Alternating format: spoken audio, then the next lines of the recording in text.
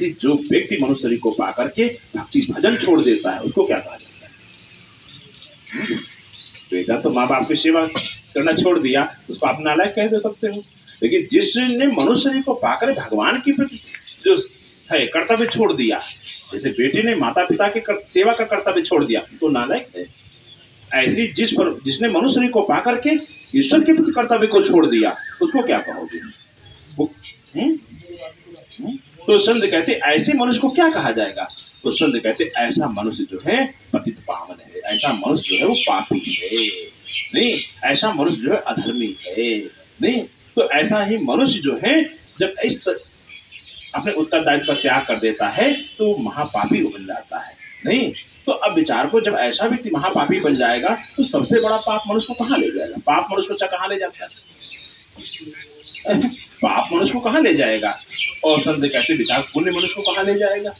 पाप मनुष्य को कहाँ ले जाता है, पुण्य कहाँ ले जाता है? तो संत कहते पाप जो है वो सजा की ओर ले जाता है मनुष्य को। कोई चाहता है हमको सजा मिले?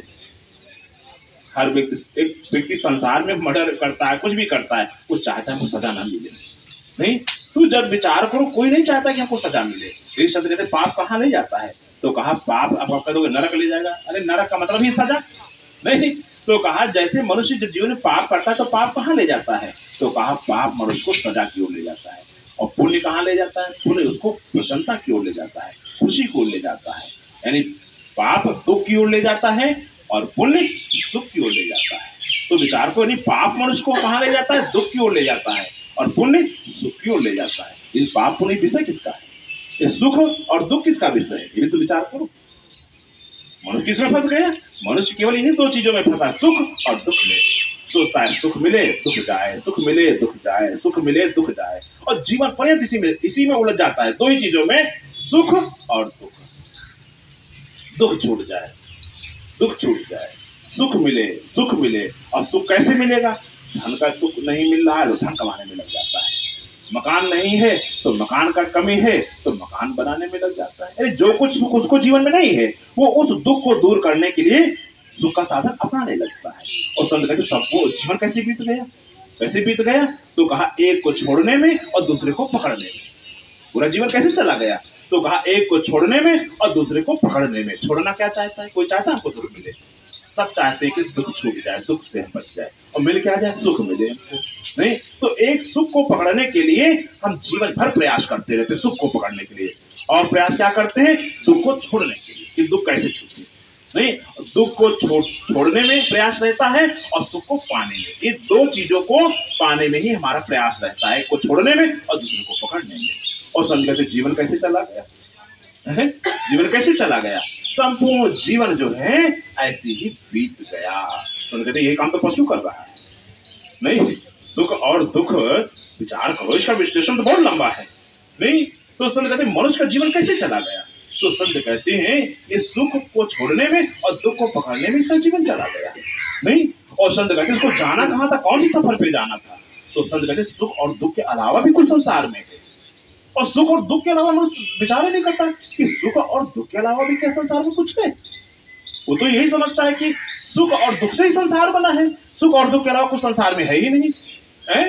वो सोचता संसार में केवल सुख और दुख ही है। यही संत कहते सुख और दुख के अलावा भी एक तीसरी चीज है नहीं है। और उस तीसरी चीज पर हमने कभी मनन ही नहीं किया, कभी हम चिंतन ही नहीं करते। पर दो चीजों में हम बंद करके रह जाते हैं कि दुख छूटे और सुख मिले। बस इतने दो चीजों में फंस कर रह जाते हैं। लेकिन और संत कहते तीसरी भी चीज है। और तीसरी चीज क्या है? तो इसलिए संतों ने कहा, क्या कहा कि वो तीसरी चीज आपको कौन बताएगा? तो संत कहते संसार वाले नहीं बताएंगे। संसार वाले तो दो ही चीजों का ज्ञान है संसार वालों को। तो इसलिए संसार वाले बात क्या करते हैं? कहीं भी आप जाते हैं पूछा जाए बेटी कैसी है, बेटा कैसे है, दामाद कैसा है, घर कैसा है, व्यवसाय कैसा है, तो संत कहते हैं सभी बातें पूछी जाती हैं। लेकिन संत कहते विचार को जीवन में ज्ञान क्या है? तीसरी बात क्या है? तो संत कहते वो तीसरा ज्ञान क्या है? इसे संतों ने कहा क्यों फिरता तू दुखी? संत कहते हैं इसलिए दोनों चीजें, मनुष्य दोनों चीजों में फंसा है। तो दोनों चीजें मनुष्य को कहाँ ले जाती है? सुख और दुख कहाँ ले जाएगा? तो सुख मनुष्य को जो है स्वर्ग की प्राप्ति कराता है और दुख नरक की प्राप्ति करता, सजा की ओर ले जाता है। लेकिन संत कहते हैं विचार को, ये तो एक चीज हमको दुख की ओर ले जाती है, एक सुख की ओर ले जाती है। फिर इन दोनों चीजों के अलावा तीसरी चीज क्या है जो हमको ईश्वर की ओर ले जाएगी? मनुष्य सोचता है सुख का साधन ही स्वर्ग की ओर ले जाएगा। नहीं, ये तो विचार करता है कि जो सुख का साधन होगा वो स्वर्ग की ओर ले जाएगा। लेकिन संत कहते हैं सुख और दुख कहाँ ले जाता है? सुख जो है उसको जो है सुख जो है स्वर्ग की ओर ले जाता है और दुख उसे नरक की ओर ले जाता है, सजा की ओर ले जाता है। लेकिन ईश्वर की ओर क्या लेकर जाएगा? तो संत कहते हैं वो तीसरा साधन है। और वो साधन क्या है? तो उसे कहा गया भक्ति। भक्ति का जो साधन है मनुष्य को कहाँ ले जाता है? तो संत कहते हैं भक्ति ही एक ऐसा साधन है जो मनुष्य को सुख और दुख से दूर ले जाता है। नहीं समझ में आया? भक्ति का जो साधन है वो मनुष्य को कहाँ ले जाता है? सुख और दुख से दोनों से दूर ले जाता है। अब विचार करो, अब आप कहोगे मेरा के जीवन में कितना दुख था, कितना उसको कष्ट दिया गया, कितना कष्ट दिया गया, कितना दुख था उसके जीवन में, प्रहलाद के जीवन में कितना दुख था, है? लेकिन विचार करो, लेकिन उन दुखों से जो था वो ऊपर कैसे उठे? तो कहा क्योंकि उन्होंने उन दोनों चीजों से बचने का साधन है। जैसे विचार करो,